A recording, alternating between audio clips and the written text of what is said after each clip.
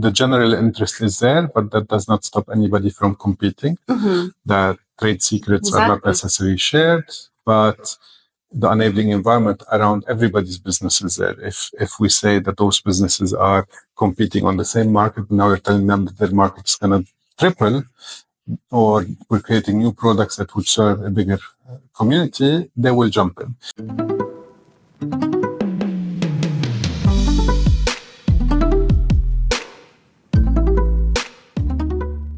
Hi, welcome to the Industrial Kingdom podcast, the manufacturing and agriculture show of the MENAT region.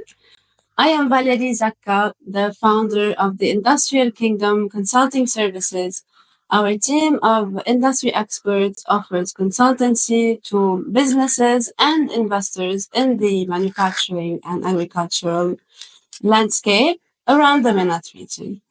And today, I am very happy to be receiving Mr. Ramy Bou Jawdeh. Welcome, Ramy. Thank you, Valerie. It's a pleasure to be here. It is a very special episode for us, as Ramy, for us as a company and for me personally, is like a building block of this career I've had, especially in the past 10 years. So you are very welcome, and it's very special for us to have you on board in the Industrial Kingdom and in this podcast. Thank you, Valerie.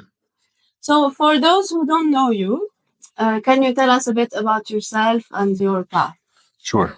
So my name is Ramy Bou Jawdeh, as you mentioned, Valerie. I am an expert in innovation and entrepreneurship support programs. I support players like incubators, accelerators, governments, organizations, UN agencies to build activities and strategies to support innovation entrepreneurship in the MENA region. Okay.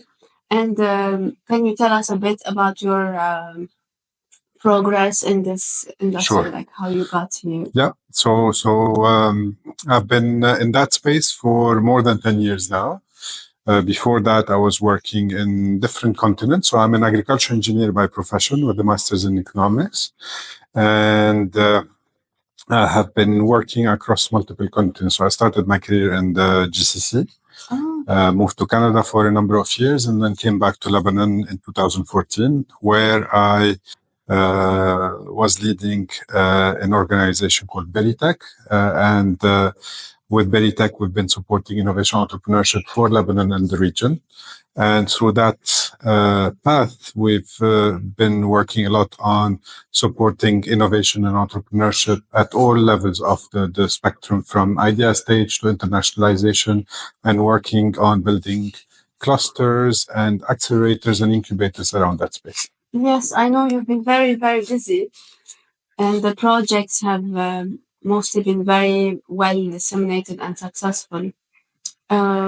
Can you tell us a bit from your extensive experience, what is showing on the innovation landscape in the region? So if you're looking at the MENA region as a whole, Valerie, we have multiple levels of maturity of the entrepreneurship ecosystem, especially in the space of the agri-food innovation space. There are different levels of maturity, and each landscape is a bit different. So when you're looking at the GCC, for example, you see a space where there's a lot of interest in scaling innovation. There's a lot of funding available. There's a lot of government interventions that are helping this. And there is a lot of interest across the board. So it's a top-down approach to push forward innovation in that space. And there's a big level of investment. So you're seeing activities and accelerators around that space. You're seeing mega firms coming in and establishing. You're seeing foreign investment or investment in foreign companies to establish in the GCC region. So that's one space.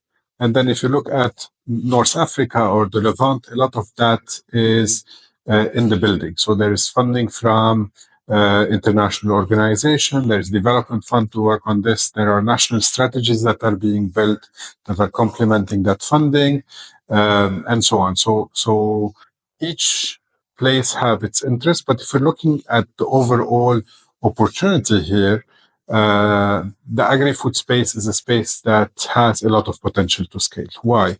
when we're looking at the region, we have one of the regions that has a higher level of population growth in other regions. There's a big number of youth in those populations. And when we're talking population growth, we're talking youth, we're talking about food, diets, and consumption. And this is a region that has a lot of stressors. So climate change is a major problem. Access to water is another one.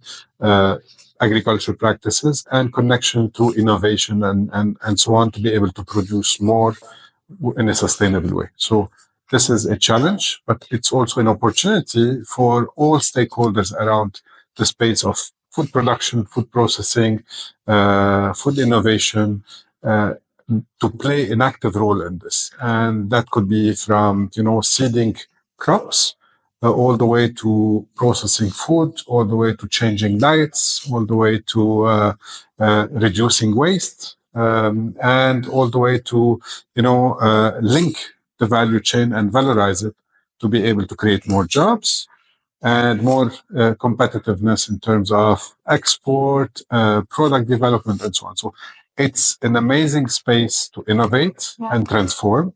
So the challenge here is looked at, or as an opportunity for many of the players to be able to play in that field and create something better for the region. Wow, you summarized it so well, and at the same time, it's so condensed. There's so much to work on and to think about. Like with all these opportunities and these investments happening, the companies, let's say medium SMEs or even more mature companies looking to benefit from these investments and things, how can they find out about them? What is like sometimes it's frustrating. I know from when we are talking with the owners or companies that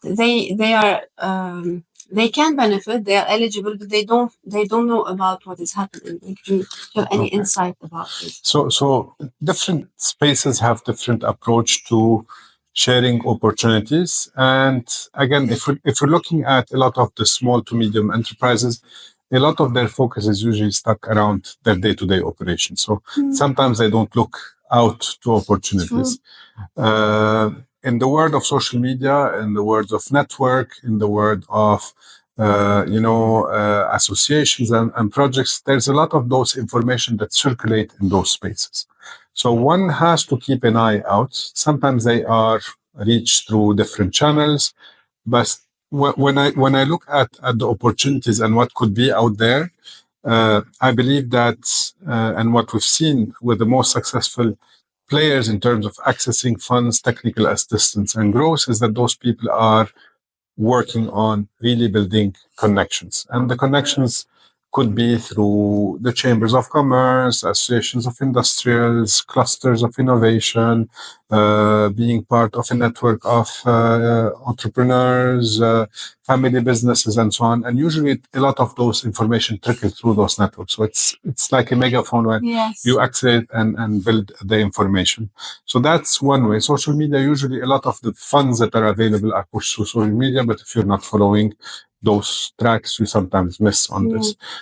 So it will take effort to get on this, but I will tell you from experience, for the companies that are able to benefit from such programs and support on their innovation, there's a direct correlation with higher sales, better growth, more efficiencies. And that's super important for our region because we need more of this. We need to be able to produce better. Yes. And produce better in all aspects, in terms of production, in terms of cost, but also in terms of sustainability. And now sustainability is becoming a very big sector, because if we want to export, if we want to be able to link up with climate change, link up with, low carbon emission, link up with environmental and social and governance responsibilities, there's a lot that could be done, and the region is really hungry for some things like that. Yes. Talking about that, what are the pain points really that you are witnessing and that maybe you could help with as a consultant? So some of the pain points that we see in the region is that sometimes there's a disconnect between the research space where, consultants, academic institutions, and researchers connecting with the industry. So there's a bit of a mistrust. They are speaking two different languages. And here, organizations that are looking around innovation entrepreneurship could link up those activities. So we see more programs that focus on academia, research, and industry collaboration, on IP development, on solving problems. And we've seen that in different places. Another thing that can be also an interesting space is what we call open innovation. And here also companies will put out their challenges to the sector, to innovators to come and help them solve their problems. And that's also a trending momentum for change, for faster access to information, faster access to innovation and integration of source innovation. That's very important. Creating structures or entities that are able to play this. And here we're talking about accelerators in that space that would play not only the support for entrepreneurs to be able to build their idea and scale it, but also to be able to take challenges from the sector. Here talking with governments, with third sectors, with third sector players, to policymakers, etc., to be able to facilitate all of this. And we need to be able to speak somehow the same language across the players to create a functioning ecosystem. And when we say a functioning ecosystem, we're talking about, people interacting together, people facilitating things for others for them to thrive. So access to financing is an important component.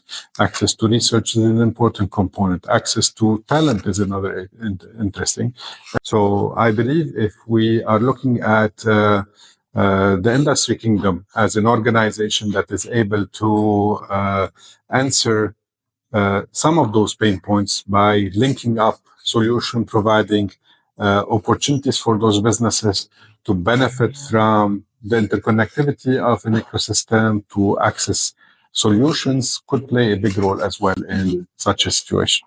So from what you're saying, I can tell that mostly what is needed is a kind of catalyst or a connecting link between these entities to help either the private sector or the public sector or the academia to join forces and grow. Like, for example, the private companies to be connected with the opportunities for finance, for example. Yeah, so this is kind of what the main pain point you are.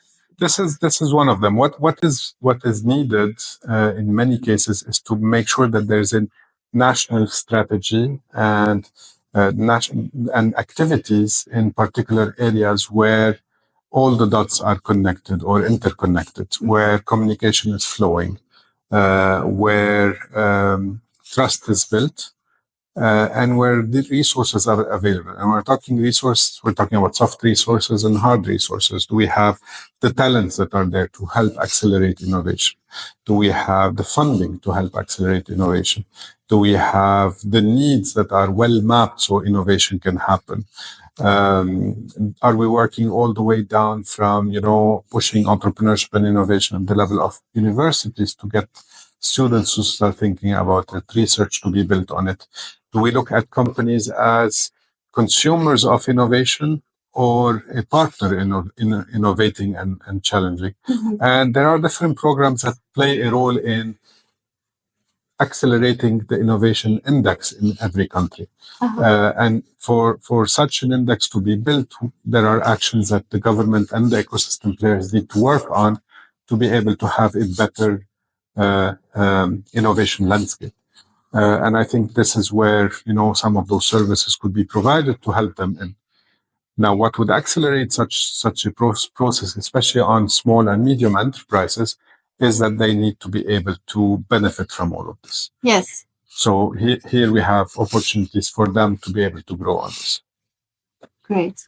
Like, for example, what is one example of how to...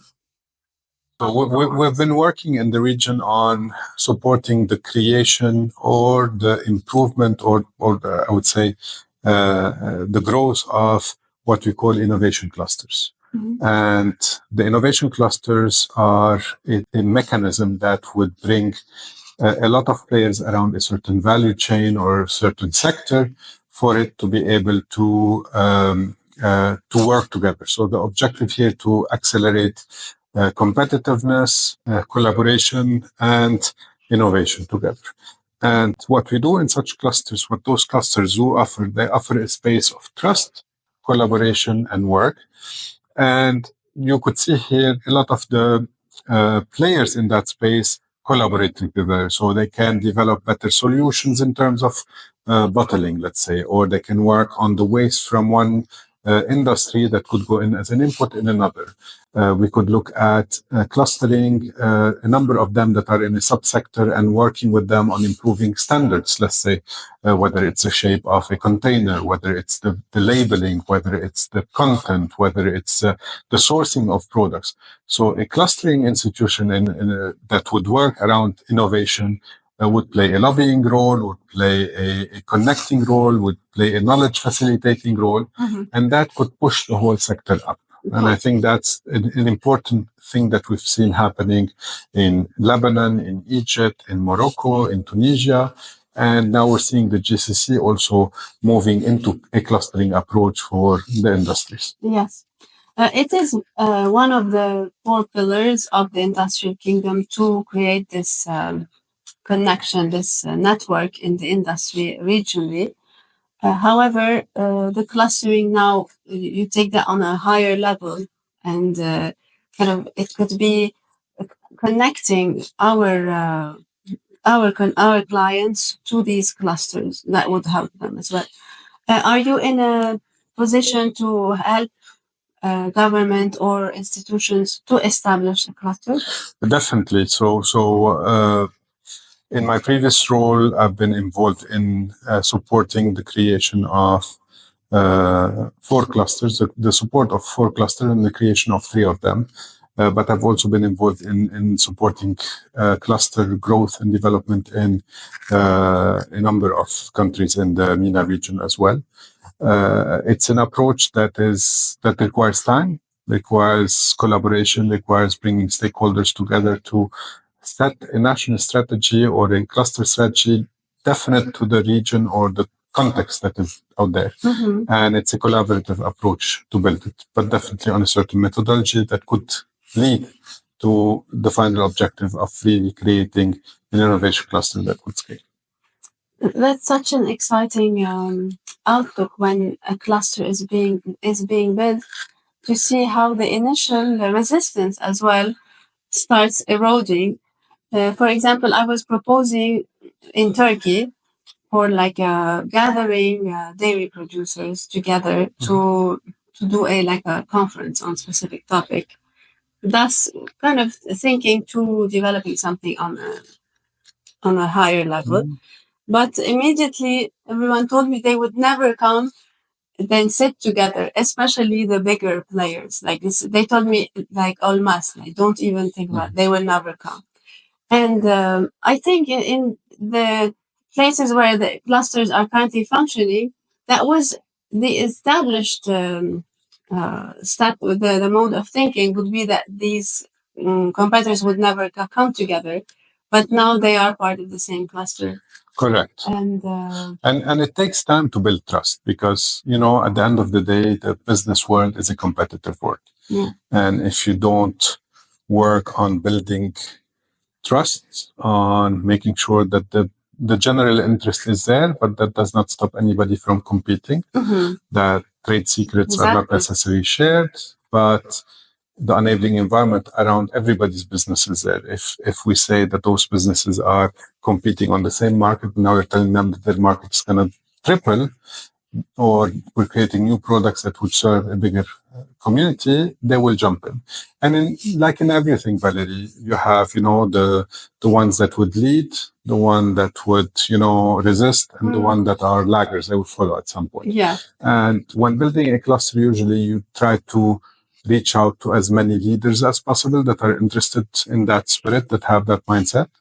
And slowly, the cluster would grow and then attract the people that are there. You might have some players that want to play solo and they will not join. But in general, the momentum will be there and they might miss on the opportunity. But you cannot have everybody in one place. We're in a competitive world. So you bring as much as you can people that can play together, work together, and deliver together. And that would position a national sector in a much better position than if each one is playing on his own. You can see that also in the trade show. Maybe we're just deviating a bit from the topic, but it's relevant. In the trade shows, you have the Chamber of Commerce or the pavilions, national pavilions, where people go together, even competitors are next to each other. And then many times you have outliers that are exhibiting by themselves. Whereas when you go together to a trade show or well organized, well planned, pre and post show follow up, you can get you can make a much bigger impact as a country if it's properly branded than, Correct. There are multiple strategies. And again, depending on who they are, what do they want to position themselves and their interests with previous clients, if they are leaders in the market. So I wouldn't say there is a right or wrong, but I would say that if there are opportunities and they see value in the opportunities, not to take a stand, but to test, experiment, meet, and assess the plan. So I think assessing the opportunities, seeing keep an open mind. Yeah, definitely. I think that would be one message that is very important for any business owner to look at opportunities and scale. And about current trends and opportunities in this sector, what can you tell us and our view? For sure. So if we're looking at trends in the market, we're looking, for example, we're talking in the space of agriculture, precision agriculture, IoT in agriculture, remote sensing in agriculture, and now big data in agriculture are important things. We know that in our region, we have a lot of smallholder farmers, small sizes that are not necessarily efficient. So how can we look at opportunities for those farmers to become more productive? So in some countries, we see activities that are related to contract farming that is working. In some places, we see cooperatives. But how can we empower these communities to become more efficient? And here where technology could play a role, here where services could play a role, and help accelerate the access. And we're seeing also a lot of businesses, startups in innovation that are looking at the context around it. Can we improve access to water? Can we rework with water? Can we relook at the crops that are being produced and how they're being produced? So these are some of the trends in science or technologies that are being out there. You're looking also at market connectivity and traceability, for example. A lot of the products consumers are looking to see product and check that the sourcing of it is done ethically, correctly, even properly. In farming, correct. Not just in the date trees. Yeah. They do I didn't know that. Yeah, you can go back to every product and trace it if you use proper blockchain technologies or others. And our consumers, locally or if we're exporting, have interest in something like this. They want to see more of that happening. And that's important. That's the way things are trending. Now, if you move into processing and so on, we know, for example, that there's a huge amount of wastage along the value chain when you're looking from farm to the processing plant and beyond. So here there are also technologies, innovations, business models that could help in sorting the products that are grade A, B, C, process them differently, accessing factories, looking at new products that are being developed, and so on. So we're looking at product trends. So we're looking at the snacking industry that is growing, for example, and how can we look at snacks that could be out there? So we're seeing healthy snacks happening from different places. We're looking at new ways of consumption. We're looking at alternative proteins. So we go back to the initial discussion that we've had, Valerie, which is there are opportunities out there. The agri-food sector is a sector that maybe is not top of mind for some people, but it's a sector that we will need to continue serving and growing because we have a population that needs to eat, and we can influence diets, we can influence economies in doing the right things. So for any potential, client, a viewer that's listening to us, if they are in that sector, we go back to having an open mind, looking at opportunities to go into, to connect with what's happening, connect with the opportunities that could be there for them to develop their business, integrate new lines of production, team up with others through clustering,